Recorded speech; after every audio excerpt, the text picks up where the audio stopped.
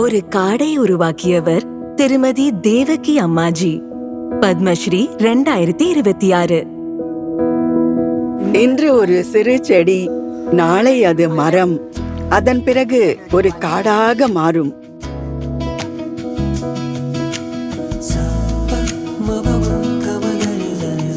விவசாய குடும்பத்தில் பிறந்த அவர் இயற்கையை பாதுகாக்கும் பாதத்தை தேர்ந்தெடுத்தார்.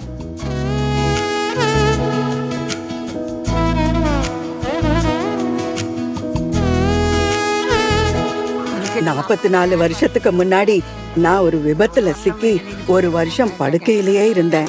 அப்புறம் எங்க வீட்டோட பின்னாடி இருக்கிற கோவில்ல இருந்து ஒரு செய்தி வந்தது போல இருந்தது. இப்படி வாழக்கூடாதுங்கிற தெளிவு எனக்குள்ள ஏற்பட்டது. அதுக்கப்புறம் நான் கோவிலுக்கு பக்கத்துல மரக்கன்றுகளை நட ஆரம்பிச்சேன்.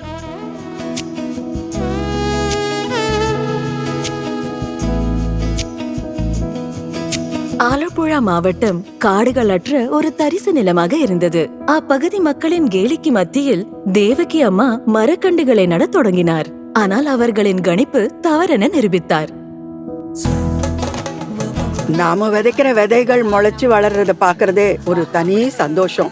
அதனால நான் நிறைய நாற்றுகளை நட்டேன், அதுக்கு தண்ணி ஊத்தினேன். இறுதியில அதெல்லாம் ஒரு காடா உருவாச்சு. முதலில் நாற்றுகள் வளர்ந்து மரங்களாகின.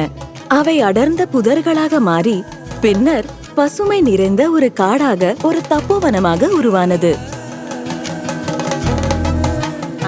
அம்மா இந்த மரத்துக்கிட்ட எல்லாம் பேசுவாங்க, அதுவும் நல்லா புரிஞ்சுக்கோ.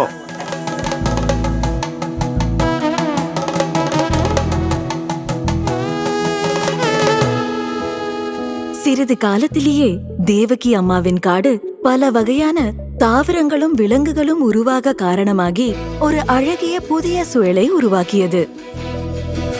ஆலப்புழா மாவட்டத்துல காடுகளே இல்லாம இருந்தது. எங்களுக்கு ஒரு காட்டை உருவாக்கி தந்த கொல்லக்காயல் தேவகி அம்மாவுக்கு நான் மனப்பூர்வமான நன்றியை தெரிவிச்சுக்கிறேன்.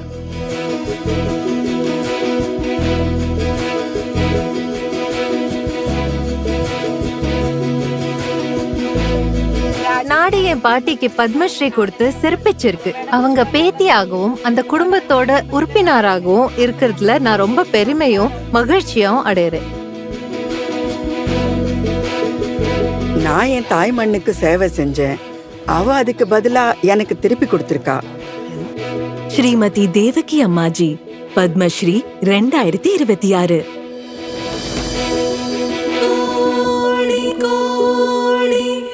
नमस्कारः।